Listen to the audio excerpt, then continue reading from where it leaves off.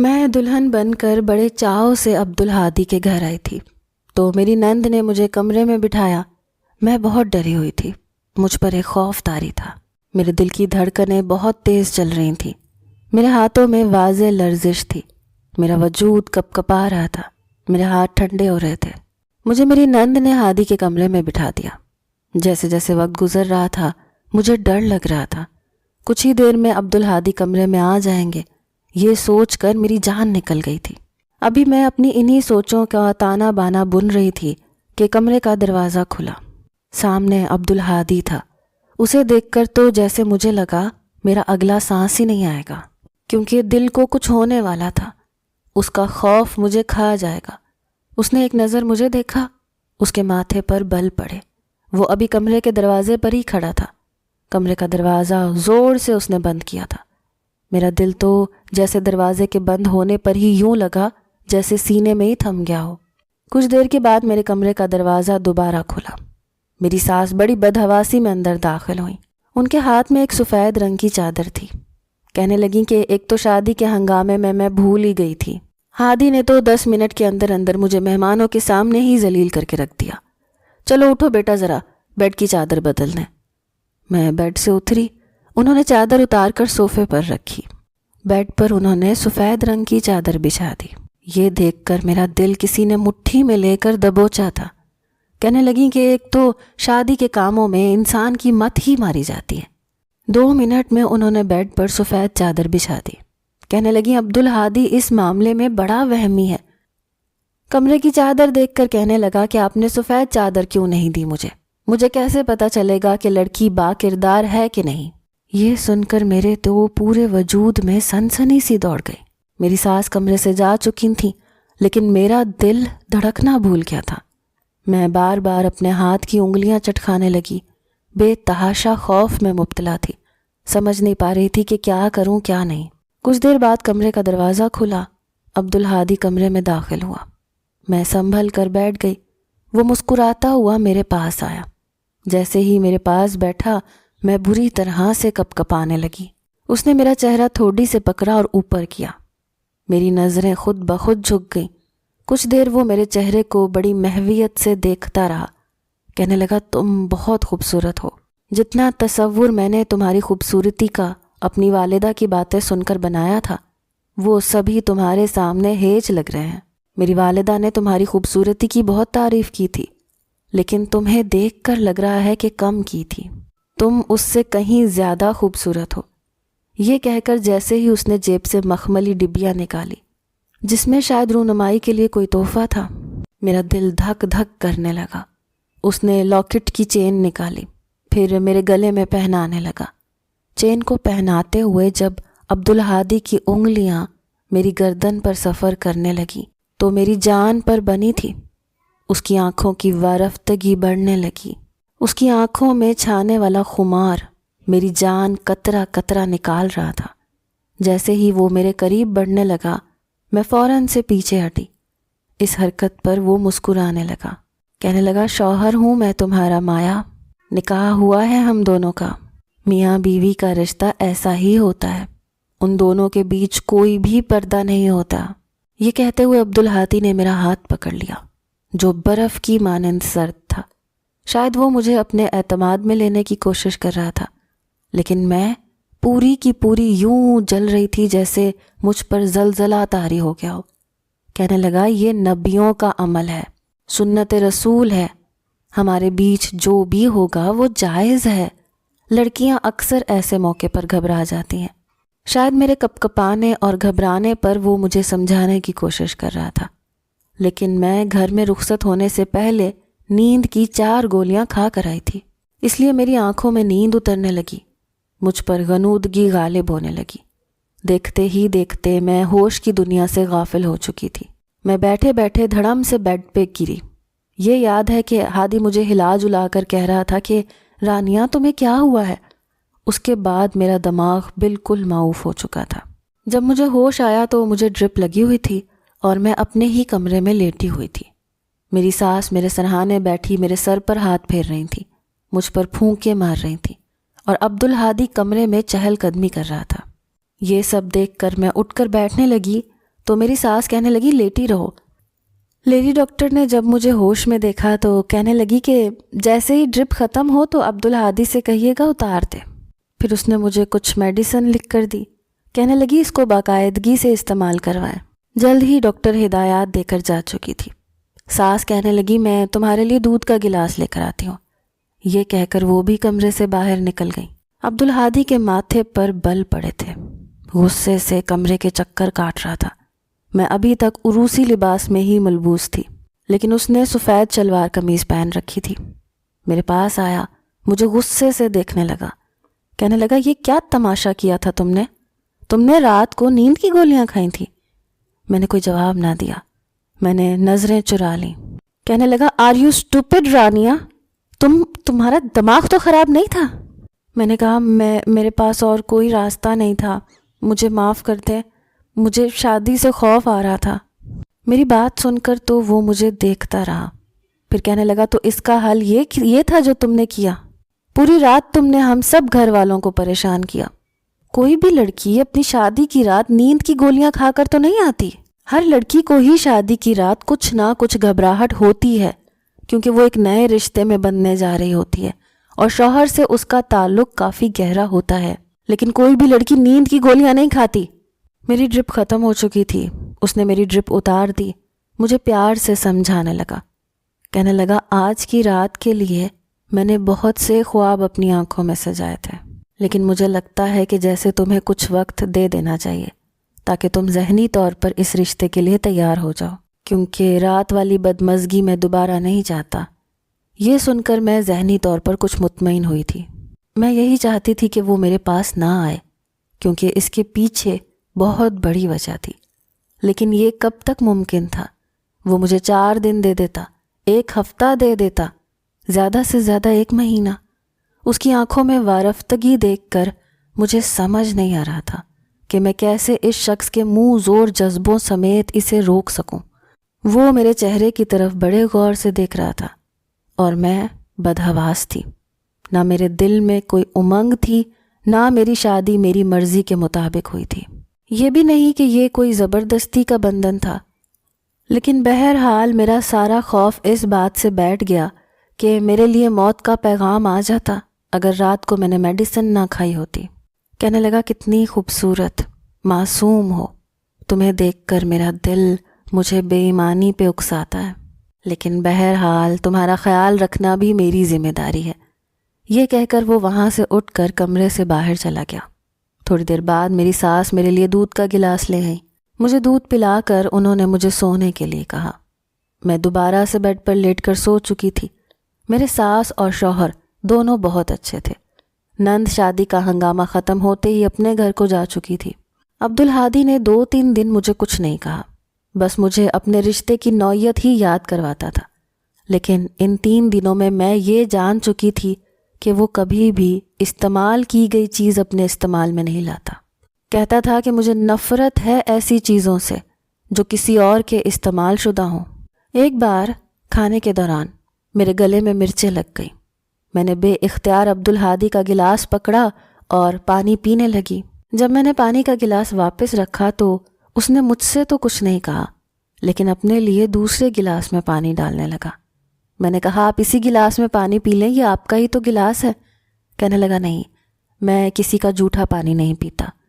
باقی معاملات میں بھی وہ کچھ ایسا ہی تھا، کھانا بھی وہ اپنی الگ پلیٹ میں کھاتا تھا۔ ایک بار میں نے اس کا تولیہ استعمال کر لیا، اس نے تولیہ اٹھا کر زمین پر پھینک دیا۔ غصے سے مجھ سے کہنے لگا کہ پلیز میری چیزیں مت استعمال کیا کرو رانیہ، مجھے بہت اریٹیشن ہوتی ہے۔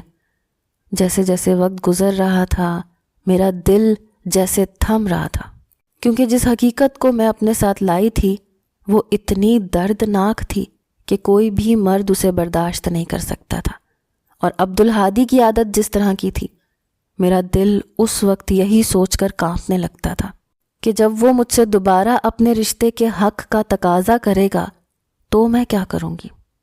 میں اس وقت یہ سوچ کر میرا دل دہلنے لگتا تھا۔ میری شادی کو 8 دن گزرے تو میں نے گھر کا کام بھی کرنا شروع کر دیا، کھانا بھی بنانے لگی۔ ساس مجھ سے بہت خوش تھی۔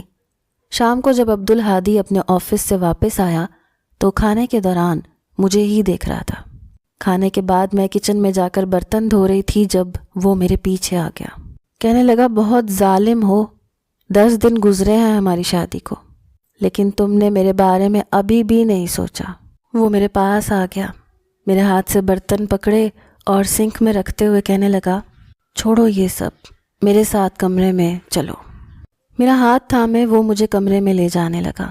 کمرے کا دروازہ بند کر کے اس نے کنڈی لگا دی اور میں یوں تھی کہ جیسے تھر تھر کانپنے لگی۔ میرا پورا وجود لرزنے لگا، میری دھڑکنیں بری طرح سے چل رہی تھیں، مجھے گھٹن کا احساس ہو رہا تھا، میری حالت غیر ہونے لگی، چہرے کی رنگت پھیکی پڑنے لگی۔ میری بدحواسی کو دیکھ کر اس نے مجھے بیڈ پر بٹھایا۔ مسئلہ کیا ہے تمہارے ساتھ؟ ایسا تو کوئی لڑکی نہیں کرتی جیسا تم کر رہی ہو۔ ویسے تو تم ٹھیک ٹھاک رہتی ہو، میری والدہ کے ساتھ باتیں کرتی ہو، گھر کے کام بھی کر رہی ہو، سب کچھ کر رہی ہو، لیکن تمہیں میرا احساس نہیں ہے۔ جب بھی میں تمہارے قریب آنے کی کوشش کرتا ہوں تم برے طریقے سے کانپنے لگتی ہو۔ ایسا کب تک چل سکتا ہے رانیہ؟ میں نے کہا مجھے ڈر لگتا ہے۔ کہنے لگے میں کس لیے ہوں؟ یہ کہہ کر اس نے میرے چہرے پر اڑنے والی لٹ کو اپنی شہادت کی انگلی میں لپیٹنا شروع کیا، پھر اپنے ہاتھوں سے میرا چہرہ چھونے لگا، لیکن میں نے فوراً اس کا ہاتھ پیچھے کرنا چاہا، لیکن اس بار اس نے میرا ہاتھ اپنے دونوں ہاتھوں میں لے کر روکا تھا۔ کہنے لگا آج نہیں، آج تم مجھے نہیں روکو گی، آج تم سے زبردستی بھی کرنی پڑی تو میں پیچھے نہیں ہٹوں گا، تمہارے اس ڈر کو میں اپنی محبت سے دور کروں گا۔ یہ کہہ کر اس نے میرا جوڑا کھولا تھا، میرے بالوں کو آزاد کیا تھا۔ میری حالت یہ تھی کہ میں اپنے آنسوؤں پر ضبط باندھے بڑی مشکل میں پڑ چکی تھی۔ اس سے پہلے کہ وہ میرے قریب آتا، میں نے اپنا ہاتھ اس کے سینے پر رکھ کر اسے روکا۔ میں نے کہا عبدالہادی پلیز مجھے کچھ دن کا اور وقت دے دیں۔ کہنے لگا نہیں، بالکل بھی نہیں۔ میرا وجود برف کی مانند ٹھنڈا ہونے لگا تھا، لیکن اس کی جسارتیں بڑھتی جا رہی تھیں۔ ایک دم ہی میں نے اسے خود سے پیچھے کیا۔ میں نے کہا مجھے گھٹن ہو رہی ہے، ایسا لگتا ہے مجھے کچھ ہو جائے گا۔ میری بات سن کر کہنے لگا اچھا کیا ہو جائے گا تمہیں؟ بے ہوش ہو جاؤ گی؟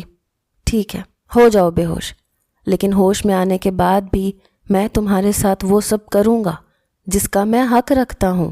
میں رونے لگی، اسے خود سے دور کرنے لگی، میری حالت اور بھی زیادہ بگڑنے لگی، لیکن وہ شخص مجھے چھوڑنے پر تیار ہی نہ تھا۔ وہ میرے بے حد قریب آ چکا تھا۔ میں نے خود کو حالات کے حوالے کر دیا، لیکن ایک دم ہی جیسے اسے کچھ یاد آیا، وہ فوراً سے مجھ سے پیچھے ہٹ گیا۔ اوہو، سفید چادر تو بچھانا ہی بھول گیا۔ یہ سفید چادر میرے لیے موت کا پیغام تھا۔ اس سے پہلے کہ وہ میرے پاس سے جاتا، میں نے اس کا ہاتھ پکڑ لیا۔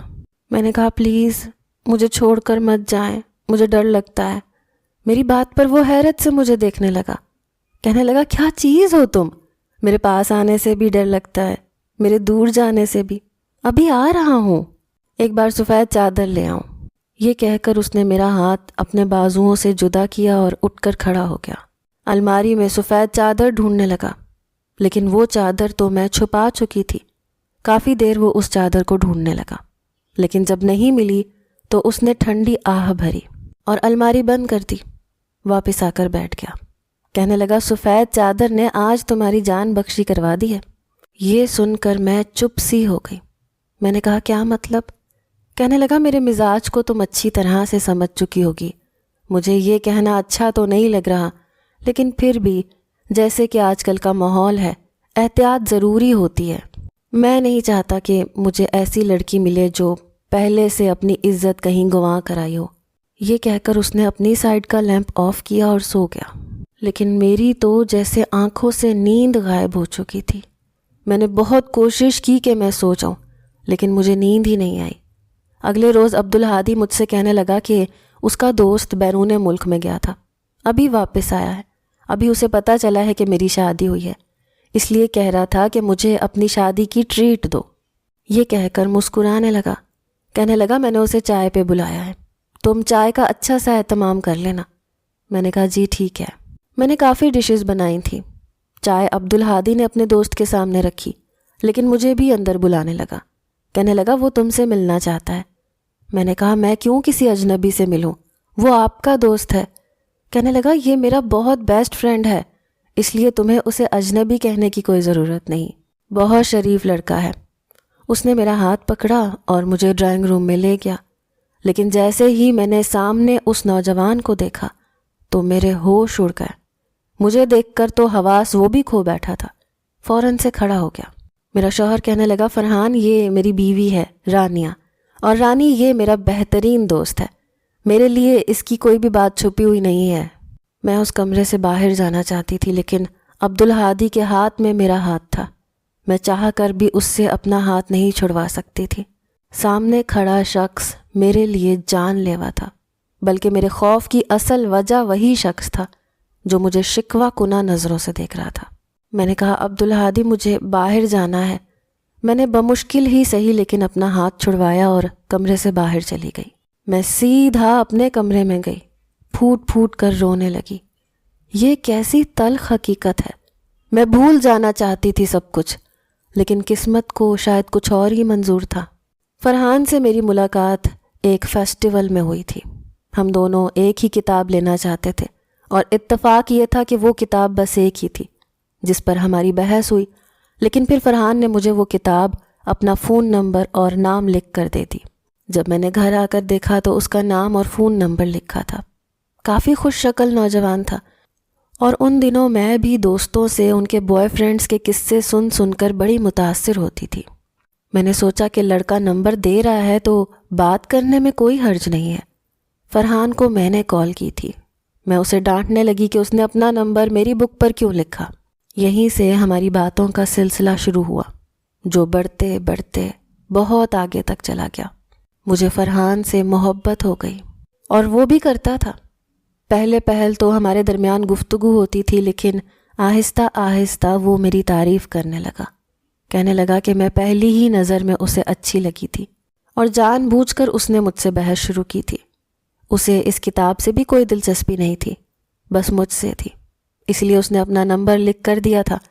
میرا ارادہ اس سے صرف دوستی کرنا تھا، جیسے کہ میری دوستوں نے کر رکھی تھی، لیکن میں نہیں جانتی تھی کہ یہ دوستی محبت میں بدل جائے گی، اور وہ مجھے بے حد عزیز ہو جائے گا۔ 6 ماہ میں ہی ہمارا یہ حال تھا کہ ہم ایک دوسرے کے بغیر نہیں رہ سکتے تھے۔ ہمارا کسی بات پر کوئی پردہ نہیں رہا تھا، ہم ایک دوسرے سے ہر قسم کی بات شیئر کرنے لگے تھے، وہ بھی جو ہمیں نہیں کرنی چاہیے تھی۔ شیطان جب انسان پر حاوی ہونے لگتا ہے تو اس کی عقل مر جاتی ہے، ہمارے ساتھ بھی ایسا ہی ہوا تھا۔ ایک بار فرحان نے مجھے باہر ملنے کے لیے کہا کہ مجھے ملے بنا چین نہیں آئے گا۔ میرا اپنا یہی حال تھا، اب باتوں سے تسلی نہیں ہوتی تھی۔ میں نے سوچا کہ ایک ملاقات کر لینی چاہیے۔ میں اس سے ملنے کے لیے چلی گئی۔ ایک دوسرے کو دیکھ کر ہمارے دل کے جذبات ابھرنے لگے، بے قابو ہونے لگے۔ ملاقاتوں کا سلسلہ جاری ہو گیا، اور پھر ایک بار وہ سب ہوا جو نہیں ہونا چاہیے تھا۔ میں نکلی تو کالج کے لیے تھی، لیکن اصل مقصد فرحان سے ملاقات کرنا تھا۔ اسے یہ کہنا تھا کہ وہ اپنے گھر والوں کو رشتے کے لیے بھیجے۔ وہ بھی یہی چاہتا تھا، لیکن کہنے لگا کہ وہ اپنے بڑے بھائی کے پاس جا رہا ہے، 3 سال بعد واپس لوٹے گا، اور پھر ہی میرا رشتہ مانگ سکتا ہے۔ 3 سال میں وہ ٹھیک ٹھاک سیٹ ہو جائے گا تو میرے گھر والوں کو بھی اس رشتے پر اعتراض نہیں ہوگا۔ یہ سن کر میری آنکھوں سے آنسو بہنے لگے۔ میں نے کہا فرحان، میں 3 سال کیسے گزاروں گی تمہارے بغیر؟ میں تو مر جاؤں گی۔ آنکھیں تو اس کی بھی نم تھیں، پتہ ہی نہیں چلا کہ میں اس کے قریب ہو گئی، اس کے کندھے پر سر رکھ کر رونے لگی۔ ہم لوگ اس وقت ایک پارک میں موجود تھے جہاں رش نہ ہونے کے برابر تھا۔ صبح صبح کا وقت تھا، میں اور فرحان تھے، وہاں کسی کا بھی گزر نہیں تھا۔ میرے یوں رونے پر وہ بوکھلا گیا، میرا سر ہلا کر تسلی دینے لگا، کہنے لگا تم دل برا مت کرو، لیکن یہ تو تمہیں سہنا ہی پڑے گا، ورنہ تمہارے والدین کبھی بھی میری چھوٹی موٹی نوکری پر تمہارا رشتہ مجھ سے تو نہیں کریں گے۔ میں اس کے ساتھ لگ کر روئے جا رہی تھی۔ پتہ نہیں کب فرحان پر بے خودی سی چھانے لگی۔ وہ مجھے اپنے ایک دوست کے گھر میں لے آیا جو بالکل خالی تھا۔ خالی گھر دیکھ کر میں پہلے تو بہت گھبرا رہی تھی، لیکن مجھے فرحان پر بھروسہ تھا۔ وہ مجھے ایک کمرے میں لے گیا، کہنے لگا میں تمہارے بغیر وہاں پر کیسے جاؤں گا، مجھے ایک یادگار ملاقات دے دو تاکہ میں وہاں پر جب بھی اداس ہوں تو میں تمہیں یاد کروں۔ یہ سن کر پہلے تو میں نے انکار کیا، لیکن اس کی محبت کے سامنے میں بے بس تھی، اس لیے زیادہ اعتراض نہیں کر پائی۔ ہم دونوں نے ساری حدیں پار کی، ہمیں خود ہی اندازہ نہیں ہوا۔ وہ ایک ملاقات میری زندگی بھر کا روگ بن گئی۔ جب ہوش آیا تو میں اپنا سب کچھ کھو بیٹھی تھی، اس لیے روئے جا رہی تھی۔ وہ کہنے لگا میں تم سے کبھی بے وفائی نہیں کروں گا۔ میں نے کہا مجھے ڈر لگ رہا ہے، دیر ہو گئی تو میں کیا کروں گی؟ کہنے لگا نہیں ہوں گا، ابھی تم صرف انٹر میں ہو، جب تک تمہارا ایم اے کمپلیٹ ہوگا میں واپس بھی آ جاؤں گا، بلکہ اس سے پہلے ہی آ جاؤں گا، بس تم شادی مت کرنا۔ میں نے پہلے 3 سال اس کا انتظار کیا تھا، لیکن وہ نہیں آیا۔ پہل تو وہ مجھے دبئی سے کال پہ بات کیا کرتا تھا، لیکن پھر اس کی کال آنی بھی بند ہو گئی، اس کا فون بند جانے لگا۔ بہت رابطہ کرنے کی کوشش کی لیکن رابطہ نہیں ہوا۔ 4 سال میں نے اس کا انتظار کیا، لیکن وہ نہیں آیا۔ میرے رشتے آنے لگے، میں کبھی کوئی بہانہ کرتی، کبھی کوئی، لیکن عبدالہادی کے رشتے میں کوئی بھی ایسی بات نہ تھی کہ میں انکار کر سکتی۔ وہ خوبصورت تھا، ہینڈسم تھا، ہر لحاظ سے اچھا تھا، میں انکار نہیں کر سکتی تھی۔ میرے والدین میری اس سے شادی کرنا چاہتے تھے، اس لیے میری شادی عبدالہادی سے ہو گئی۔ لیکن جیسے ہی سفید چادر بچھائی گئی میں عجیب کشمکش میں گھر گئی، کیونکہ وہ جان جاتا کہ میں باکردار نہیں ہوں۔ اب تو فرحان میرے سامنے آ کر کھڑا ہو گیا تھا۔ وہ کیوں آیا تھا؟ جب 3 سال کا کہہ کر 4 سال میں بھی نہیں آیا تھا تو کیوں میری زندگی برباد کرنے آ گیا تھا؟ میں تو پہلے ہی بڑی مشکل میں اپنی زندگی گزار رہی تھی۔ میرا شوہر بغیر سفید چادر کے مجھے اپنانے کے لیے تیار نہ تھا، اسے میری پاک بازی کا ثبوت چاہیے تھا جو میں کھو چکی تھی۔ شام سے رات ہو گئی، عبدالہادی کمرے میں آیا، مجھے روتا دیکھ کر پوچھنے لگا۔ میں نے کہا میرے سر میں بہت درد ہے۔ کہنے لگا چلو ڈاکٹر کے پاس لے جاتا ہوں۔ میں نے انکار کر دیا، میں نے کہا میں میڈیسن کھا چکی ہوں، کچھ دیر میں فرق پڑ جائے گا۔ کہنے لگا فرحان میرا بہت گہرا دوست ہے، میں چاہتا تھا کہ تم بھی ہمارے ساتھ بیٹھ کر باتیں کرتی، لیکن تم تو وہاں رکی نہیں۔ میں نے کہا میرے سر میں صبح سے ہی درد تھا، اس لیے میں واپس کمرے میں آ گئی۔ کہنے لگا کہ میرے دوست کے ساتھ بہت برا ہوا ہے۔ میں نے کہا کیا برا ہوا ہے؟ عبدالہادی کہنے لگا کہ فرحان ایک لڑکی سے محبت کرتا تھا، بے تحاشا اسے چاہتا تھا، اس کی خاطر بیرون ملک بھی چلا گیا تھا، لیکن وہاں 1 سال کے بعد اس کا ایکسیڈنٹ ہو گیا جس میں اس کی ایک ٹانگ ضائع ہو گئی۔ ابھی بھی وہ اسٹک سے چلتا ہے۔ اس ایکسیڈنٹ میں اس کا موبائل تک ٹوٹ گیا تھا، اس لیے اس لڑکی سے اس کا دوبارہ رابطہ نہیں ہوا۔ جس کمپنی میں اسے نوکری ملی تھی انہوں نے ہی اس کا علاج بھی کروایا، لیکن اسے 4 سال کا پابند کر لیا کہ جیسے ہی وہ ٹھیک ہوگا دوبارہ سے نوکری جوائن کرے گا اور 4 سال تک واپس پاکستان نہیں جا سکتا۔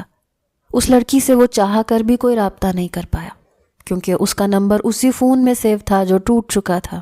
اب واپس آیا ہے تو اسے پتہ چلا ہے کہ اس لڑکی کی شادی ہو چکی ہے۔ اس لڑکی نے اس کے ساتھ بے وفائی کی ہے، اس کا انتظار تک نہیں کیا، بس یہی بتانے آیا تھا۔ پھر کہنے لگا تمہیں پتہ ہے میں شادی کی رات سفید چادر کیوں رکھنا چاہتا تھا؟ میں نے پوچھا کہ کیوں؟ کہنے لگا اس لڑکی نے محبت میں میرے دوست کو اپنی عزت دینے سے بھی گریز نہیں کیا تھا اور اب کسی اور کے ساتھ شادی کر کے مطمئن زندگی گزار رہی ہے۔ ایسی بہت سی لڑکیوں کے بارے میں نے سن رکھا تھا جو شادی سے پہلے عیاشیاں کرتی ہیں اور شوہر کو خبر تک نہیں ہوتی کہ اس کے ساتھ زندگی گزارنے والی لڑکی باکردار ہے بھی یا نہیں۔ میں عبدالہادی کی بات سن کر رونے لگی۔ کہنے لگا کیا ہوا، تم کیوں رو رہی ہو؟ میں نے اس کے سامنے ہاتھ جوڑ دیا۔ میں نے کہا مجھے معاف کر دو، میں نے بہت بڑا گناہ کیا ہے، میں تم سے جھوٹ بول کر زندگی نہیں گزار سکتی۔ میں نے سب کچھ سچ سچ بتا دیا۔ وہ حیرت سے مجھے دیکھ رہا تھا۔ میں نے کہا میں تمہارے قابل نہیں ہوں، میں نے فرحان سے محبت کی تھی لیکن پتہ نہیں تھا کہ یوں گناہ کر بیٹھوں گی۔ میں نے 3 سال اس کا انتظار کیا تھا، مجھے لگا اس نے بے وفائی کی ہے، میں نہیں جانتی تھی کہ اس کے ساتھ حادثہ پیش آیا ہے۔ شادی کے بعد مجھے یہی خوف تھا کہ تم جان جاؤ گے، تم مجھے رکھو گے نہیں، مجھے طلاق دے دو گے، اس لیے میں چاہتی تھی کہ تمہیں سچ بتا دوں، لیکن تمہاری عادت کو دیکھ کر میں خوف زدہ ہو گئی تھی۔ تم استعمال شدہ چیز استعمال ہی نہیں کرتے تھے، پھر مجھے کیسے اپنا سکتے تھے؟ لیکن آج میں نے تم سے اپنی ہر بات کہہ دی ہے، چاہے تو مجھے معاف کر دو، چاہے تو سزا دے دو۔ میری بات سن کر اس کی آنکھیں غصے سے سرخ ہوئیں۔ کہنے لگا، یہ کیسی محبت تھی تمہاری جس میں تم نے اپنی عزت گنوا دی؟ پھر کہنے لگا، محبت اور عزت ایک ساتھ صرف عورت کا محرم اسے دے سکتا ہے، غیر محرم نہیں۔ مجھے فرحان کی یہ بات بہت بری لگی تھی کہ اس نے محبت میں ایک لڑکی کی عزت مانگ لی، اور میں ہمیشہ اس کو اس بات پر بہت برا بھلا کہتا تھا کیونکہ یہ بات بہت غیر مناسب ہے۔ پھر کہنے لگا، میں نے اپنا ہر جذبہ سنبھال کے رکھا تھا کہ میری ہر چیز پر میری بیوی کا حق ہوگا، میری محبت پر، میرے دل پر۔ تم سے رشتہ ہوا تو میرا دل خود بخود تمہاری طرف راغب ہونے لگا، تم سے جو میری محرم بن گئی۔ نکاح کے 2 بولوں نے میرے دل میں تمہارے لیے خود ہی محبت پیدا کر دی۔ بے شک مجھے استعمال کی ہوئی چیز پسند نہیں ہے، لیکن تم میری بیوی ہو۔ میاں بیوی ایک دوسرے کا لباس ہوتے ہیں، اور لباس انسان کو پردے میں رکھتا ہے، اس کے عیبوں کو بھی چھپا لیتا ہے۔ اس لیے میرا فرض ہے کہ میں تمہارا یہ عیب چھپا لوں۔ یہ کہہ کر اس نے میرا ہاتھ تھاما۔ میں پتھر کی بن گئی۔ میں سوچ بھی نہیں سکتی تھی کہ عبدالہادی کا دل اتنا بڑا بھی ہو سکتا ہے۔ بس 1 منٹ لگا تھا۔ میرے دل میں عبدالہادی کی محبت فرحان سے کئی گناہ بڑھ چکی تھی۔ چاہے جانے کے قابل تھا وہ، مجھے معاف کر چکا تھا، فرحان سے دوستی بھی ختم کر چکا تھا۔ اس کے بعد فرحان کبھی ہمارے گھر نہیں آیا، نہ ہی عبدالہادی نے کبھی اس کا ذکر کیا۔ میری شادی کو 10 سال بیت چکے ہیں، ہمارے 3 بچے بھی ہیں۔ عبدالہادی نے مجھ سے کبھی میرے ماضی کے حوالے سے مجھے طعنہ نہیں دیا، اور میرا یہ حال ہے کہ میں اس کی دیوانی ہو چکی ہوں۔ اس کی زبان سے نکلا ہر لفظ میرے لیے حکم کا درجہ رکھتا ہے۔ اصل محبت وہی ہے جو اپنے محرم سے کی جاتی ہے، کیونکہ وہ آپ کو محبت کے ساتھ عزت بھی دیتا ہے۔ دوسری محبتوں کی طرح محبت کے بدلے عزت نہیں مانگتا۔ خوددارا اپنے محرم سے محبت کریں، اور نامحرم کی 4 محبت والے جملوں سے اپنی زندگی اور اپنی عزت کو برباد نہ کریں۔ اور اپنی رائے کمنٹس میں ضرور دیا کریں کہ آپ کو ہماری سٹوریز کیسی لگتی ہیں۔